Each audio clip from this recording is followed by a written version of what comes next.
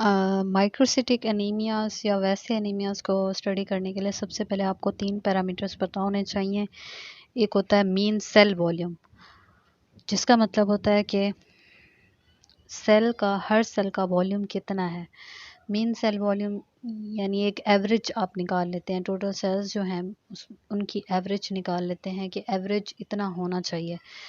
तो जो average cell volume होता है नॉर्मल, वो 80 to 100 या 78 to 100 फेम्टोलीटर्स होता है।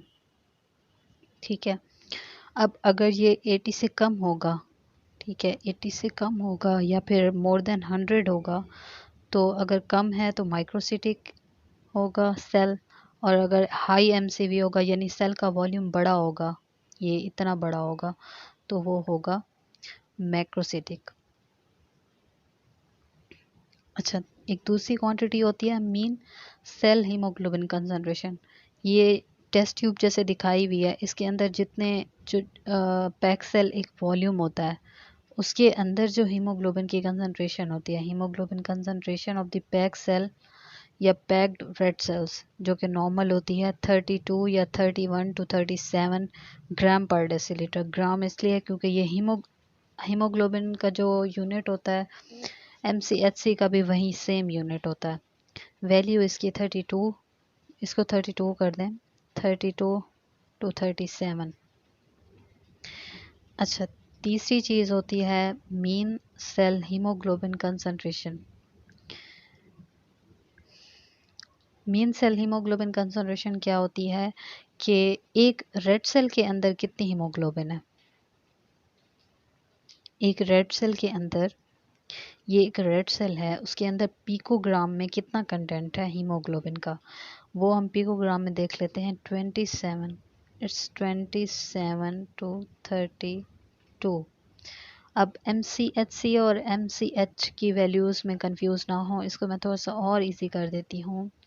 इट्स जस्ट लाइक के आप 30, 27, 32 एंड 37, जो ये वाला एज है ये शो करता है MCH को, और जो ये वाला एज है वो आपके MCHC को शो करता है। ठीक है, 32 to 37 और 27 to 32 MCH है। MCH इज़ पिकोग्राम, और जो MCHC है वो ग्राम पर डेसीलीटर में शो होती है। TICS ticks. ठीक है, ticks is the mnemonic, that means T से थैलेसीमिया, C से anaemia of chronic disease, I से आयरन डेफिशिएंसी और S से साइट्रोप्लास्टिक, that is the mnemonic ticks. Picture लिए, इसमें क्या होता है कि आपने देखना है आयरन डेफिशिएंसी एनीमिया और एनीमिया ऑफ क्रॉनिक डिजीज़ को साथ लेके चलना है। इनमें आयरन स्टडीज़ कराते हैं, उसी पे ही डिफरेंशिएट होता है ये। First point is serum iron, ठीक है, जो कि दोनों में लो होगा। जब आप आयरन स्टडीज़ कराएंगे तो आप सोचेंगे कि it could be due to iron deficiency, और या फिर पेशेंट को कोई क्रॉनिक डिसऑर्डर है, जैसे रिमोटाइड आर्थराइटिस है, ग्रेव्स डिजीज़ है, कुछ ऐसा है उसकी बॉडी में, जो इम्यून सेल्स हैं या फिर जो बैक्टीरिया हैं वो अटैक कर रहे हैं। ठीक है, एनीमिया ऑफ क्रॉनिक डिजीज़। तो अब हमने कैसे डिफरेंशिएट करना है, हम देखेंगे फेरेटिन लेवल्स को। अब आप देखें तो जो आयरन डेफिशिएंसी होगी वो ट्रू डेफिशिएंसी होगी। लाइक आपके सीरम में अगर आयरन कम है, ठीक है, तो फिर आपकी जो बाकी बॉडी में जो स्टोर होंगे आयरन के, जो फेरेटिन की फॉर्म में होते हैं, तो वो भी कम होंगे। It's a simple thing. But in anaemia of chronic disease आपकी बॉडी क्या करती है, आपकी बॉडी जो है आयरन को छुपा के रखती है स्टोर्स में, इसलिए स्टोर्स आपके हाई होते हैं। ठीक है, एनीमिया ऑफ क्रॉनिक डिजीज़ में फेरेटिन आपका हाई होगा, तो इससे आपको पता चल जाएगा कि आपका फेरेटिन हाई है, बॉडी में तो आयरन है बट सीरम में नहीं आ रहा। क्यों नहीं आ रहा? क्योंकि बॉडी आपकी नहीं चाह रही कि वो जो बैक्टीरिया हैं या जो मेलिग्नेंट सेल्स हैं वो यूज़ करें आयरन को। ठीक है, और जब आप, अच्छा, अब थर्ड पॉइंट है TIBC। TIBC क्या चीज़ है? ये टोटल आयरन बाइंडिंग कैपेसिटी होती है। ठीक है, जब आपके पास आयरन है ही नहीं तो आपके सेल्स जो होंगे उनकी कैपेसिटी हाई होगी, वो चाहेंगे कि वो बाइंड करें, ठीक है, वो हाई होगी। बट जब एनीमिया ऑफ क्रॉनिक डिजीज़ में क्या होगा, आपके ऑलरेडी स्टोर्स हाई हैं, ठीक है, स्टोर्स हाई हैं तो आपकी बॉडी को बाइंड करने की ज़रूरत नहीं है। अच्छा, ये दो हो गए। अब बचता है आपके पास साइड्रोब्लास्टिक और pregnancy related. Sideroblastic anaemia is very easy, it's basically iron overload state. ठीक है, आयरन ओवरलोड स्टेट होती है, इसीलिए यहाँ पे आयरन, सीरम आयरन ही हाई होता है, तो आपको पता चल जाता है कि ये साइड्रोब्लास्टिक है।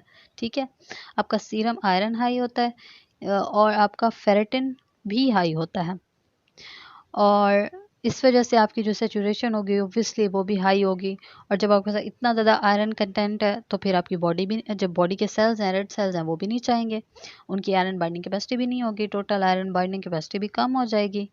ये बेसिकली अगर आप इस आयरन डेफिशिएंसी वाले को फ्लिप कर दें, उल्टा कर दें, तो वो साइड्रोब्लास्टिक बनता है। आयरन डेफिशिएंसी में आयरन लो, साइड्रो में हाई। ठीक है, और आपके फेरेटिन भी लो है यहाँ पे, बट यहाँ हाई हो जाता है।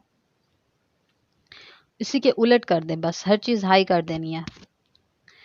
टीआईबीसी इज़ लाइक ये, जहाँ आपकी आयरन कम होगी वहाँ आपकी टीआईबीसी ज़्यादा होगी, जहाँ आपकी आयरन ज़्यादा होगी वहाँ आपकी टोटल बाइंडिंग कैपेसिटी कम हो जाएगी। ये दोनों इस तरह से डिफ्रेंशिएट होंगे। ठीक है, एक दूसरे के बिल्कुल अपोजिट हैं, आयरन डेफिशिएंसी और साइटोप्लास्टिक। बट जो एनीमिया ऑफ क्रॉनिक है वो थोड़ा सा ट्रिकी है, वो इस सेंस में है कि आपका जो फेरेटिन होगा वो हमेशा हाई होगा। फेरेटिन वैसे भी इन्फ्लेमेटरी मार्कर होता है, वो वैसे भी इन्फ्लेमेटरी प्रोसेस में हाई हो जाता है। ठीक है, और आयरन आपकी लो होगी क्योंकि बॉडी ने स्टोर से रिलीज ही नहीं की आयरन। अच्छा, लास्ट में जो है यहाँ पे दिया हुआ है प्रेगनेंसी और ओरल कॉन्ट्रासेप्टिव्स। अगर एक फीमेल ओरल कॉन्ट्रासेप्टिव्स पे है या फिर प्रेग्नेंट है, तो उसमें कैसे पता चलेगा कि, अच्छा इसमें ना आपने याद रखना है आयरन डेफिशिएंसी में एमसीवी रिड्यूस्ड होता है, थैलेसीमिया में भी रिड्यूस्ड होता है, और साइड्रोब्लास्टिक की जो कंजेनिटल टाइप होती है उसमें भी लो होता है। लेकिन दो ऐसी जगह हैं जहाँ पे साइड्रोब्लास्टिक, एक तो क्रॉनिक डिजीज़ में नॉर्मल भी हो सकता है, ठीक है, और जो साइड्रोब्लास्टिक की एक्वायर्ड टाइप होती है उसमें रेस्ड भी हो सकता है। तो ये दो एक्सेप्शंस हैं, इसको याद कर लें क्योंकि एमसीक्यूज में आ सकता है।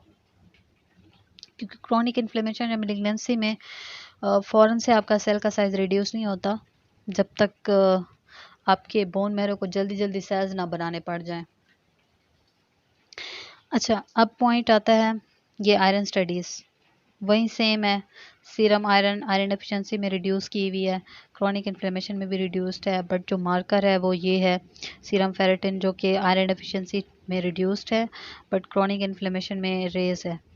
उसके बाद है थैलेसीमिया में ये स्टडीज़ नॉर्मल होंगी क्योंकि थैलेसीमिया जो डिसऑर्डर है वो बेसिकली अल्फ़ा या बीटा चेन्स का होता है, हीमोग्लोबिन का, तो उसको हम एच बी इलेक्ट्रोफोरेसिस पे देखते हैं, HbA2 जो होगा वो रेस्ड होगा, ये उसका टेस्ट है थैलेसीमिया का।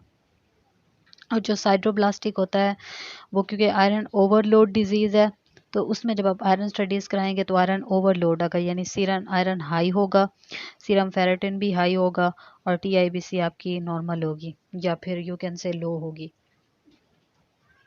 और इसमें जो मेन इसका टेस्ट होता है वो होता है एरिथ्रोब्लास्ट आयरन। ठीक है, एरिथ्रोब्लास्ट आयरन होती है रिंग फॉर्म में, वो शो होती है माइटोकॉन्ड्रिया के अंदर रेड सेल्स में। इसमें यही कुछ है।